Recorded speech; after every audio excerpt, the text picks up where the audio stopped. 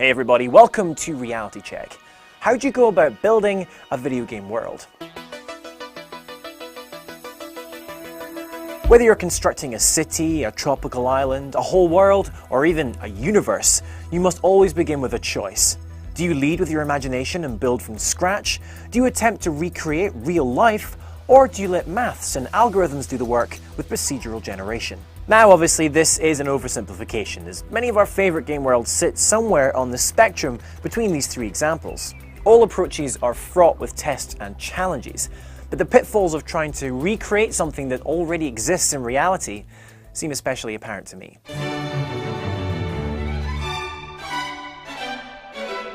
Enter Assassin's Creed Unity. This latest release in the historical stabby franchise takes the player to revolutionary era Paris.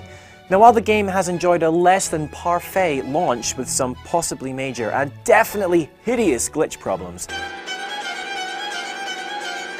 one aspect of the game that has been unanimously celebrated is the meticulous and stunning recreation of the French capital. Now I was fortunate enough to actually go to Paris a few months back and meet the digital architects responsible, so I asked them, how did they do it?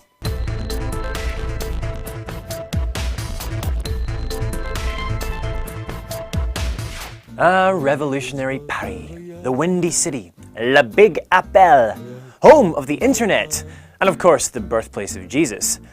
Now granted, I never studied history, or French, but with all this obvious héritage, where does one even start recreating this city?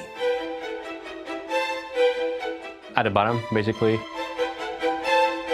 which is trying to dig everything you can on the city, trying to see the history of it. I think we've spent at least a year trying to do research in Paris to just start the whole thing, and then you try to scale it to see how it works in the game, see how much space you need to expand upon.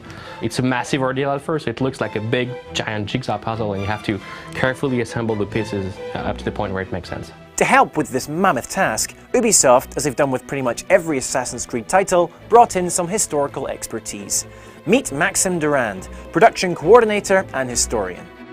When I joined in, it was more about helping finding the narrative events. If an artist needs to have a definition or they need to find information of a landmark they cannot find in books or in pictures and like on the internet, then I'll try to go into archives and find that detail for them. In this game, it was reading manual archives of death records from Versailles. So like finding people that people don't know about.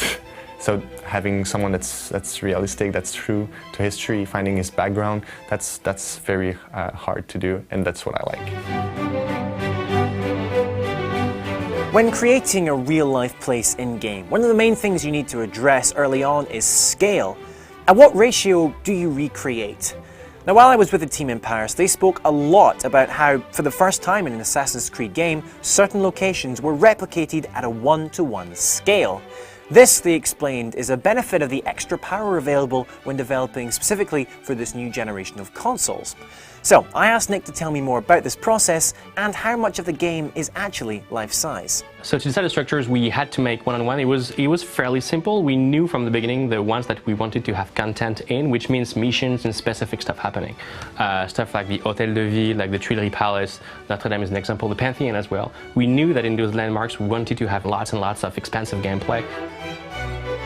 It's close to 1-to-1 for sure. We need to adapt for the units because we are a full climbable landmark, and everything you see you can go. It's not just the shell you can explore inside. Ah yes, explorable interiors has long been the holy grail of open world cities. GTA, Saints Row, Infamous, the vast majority of these cities' interiors are always closed off. In ACU's Paris, however, there is actually a significant amount of the city explorable on the inside too. But what impact does this actually have on creating the place? Well, it changes radically the way we create the game. To make indoors really playable, we had to change the way we create the world, we had to change the way we consider the scaling of the buildings and the world itself. We also had to consider a different way to approach people's lives, because for the first time you get to see where they live, where they sleep, where they're having sex all the time because it's in Paris. It's roughly between 25 and 30%. Many of the landmarks though are made also inside. Again, Pantheon, Notre Dame, Sainte-Chapelle, Invalides, École Militaire, all those landmarks are playable inside, but about the standard buildings, it's at least 25% of them that you can go and explore and find many stuff, and mainly people's stories. The game really humongous. If you take everything into account, the average surface is at least 2 times as big as all of AC4 dry landmass, plus taking into account the catacombs, the subterranean network, plus the interiors, at least it triples that.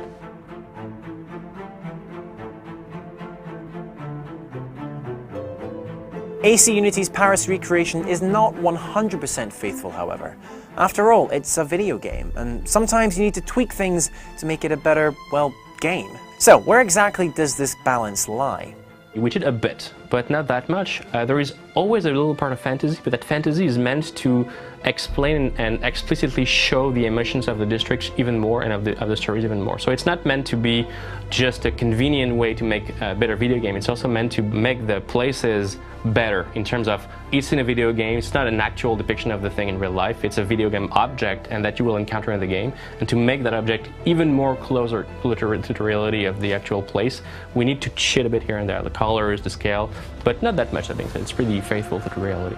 Everything that's in the game, even if we take some liberty, is really based on history. So some landmarks are a bit different than they could have been at a precise moment in history, but it's always for the best of the player. If a building is half destroyed, like for a year during the French Revolution, we can take the liberty to make it look good, maybe the year it was before, so you can actually interact with it. So tell me, what do you think of this recreation of Paris in Assassin's Creed Unity? Have you been playing the game? And do the face disappearing glitches haunt your dreams at night? Let me know in the comments down below, or you can tweet me directly at CamFrazRob. Now next week, of course, we'll be back for more Reality Check, and it's going to be all about the psychology of character creation, so don't miss it. See you then.